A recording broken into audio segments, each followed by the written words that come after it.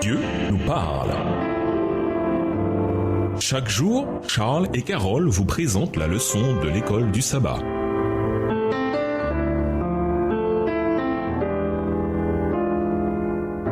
Bienvenue à votre émission Dieu nous parle. Nous voilà le lundi 2 janvier, le Saint-Esprit et l'inspiration. Inspiration, c'est le terme employé pour décrire l'influence de Dieu à travers l'action du Saint-Esprit dans la transmission de son message par l'intermédiaire d'instruments humains. L'unité fondamentale que l'on trouve dans la Bible a une seule cause, l'action du Saint-Esprit dans le processus de l'inspiration. En tant qu'esprit de vérité, Jean 14, verset 17, Jean 15, verset 26 et Jean 16, verset 13. Le Saint-Esprit nous guide dans toute vérité.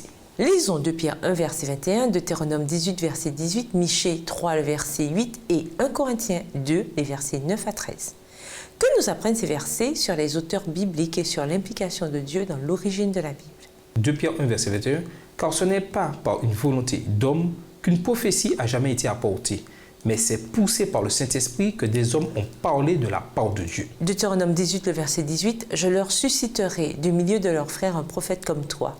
Je mettrai mes paroles dans sa bouche et il leur dira tout ce que je lui commanderai.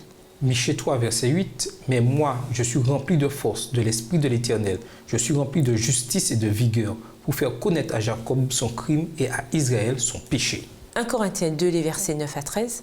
Mais comme il est écrit, ce sont des choses que l'œil n'a point vues, que l'oreille n'a point entendues, et qui ne sont point montées au cœur de l'homme, des choses que Dieu a préparées pour ceux qu'il aime. Dieu nous les a révélées par l'Esprit, car l'Esprit sonde tout, même les profondeurs de Dieu. Lequel des hommes, en fait, connaît les choses de l'homme, si ce n'est l'Esprit de l'homme qui est en lui?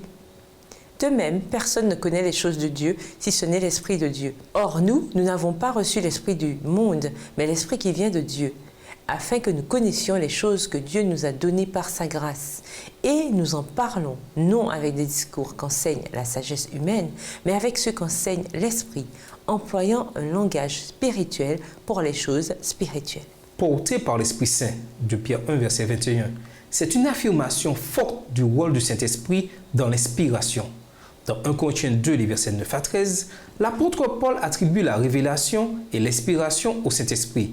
À nous, apôtres, dit-il, Dieu a révélé des choses cachées qu'aucun œil n'a vues et qui sont mentionnées au verset 9. C'est par l'Esprit que Dieu les a révélées. 1 Corinthiens 2, verset 10. Les apôtres ont reçu cet Esprit qui vient de Dieu pour que nous sachions ce que Dieu nous a donné par grâce. 1 Corinthiens 2, verset 12. Puis, au verset 13, Paul évoque l'œuvre de l'inspiration, où il parle de choses, non avec les discours qu'enseigne la sagesse humaine, mais avec ceux qu'enseigne l'Esprit en associant le spirituel au spirituel. Paul n'avait aucun doute quant à la source et à l'autorité de ce qu'il proclamait. De nombreuses parties de la Bible ont été révélées de manière surnaturelle par Dieu, mais pas toutes. Parfois, Dieu s'est servi des minutieuses recherches personnelles des écrivains bibliques ou de leur utilisation d'autres documents existants, Josué 10, verset 13, Luc 1, les versets 1 à 3, pour révéler et communiquer son message. Ainsi, toutes les parties de la Bible sont révélées et inspirées. 2 Timothée 3, verset 16.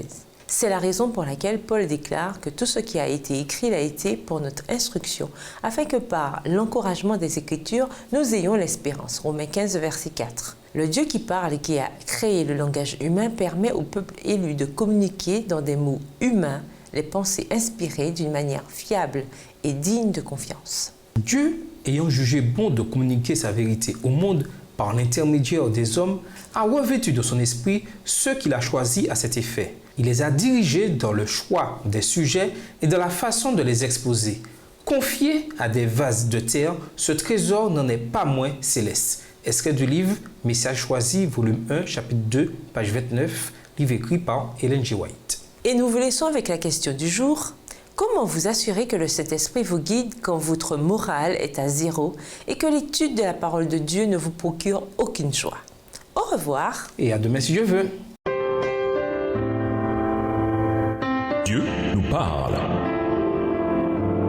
Chaque jour, Charles et Carole vous présentent la leçon de l'école du sabbat.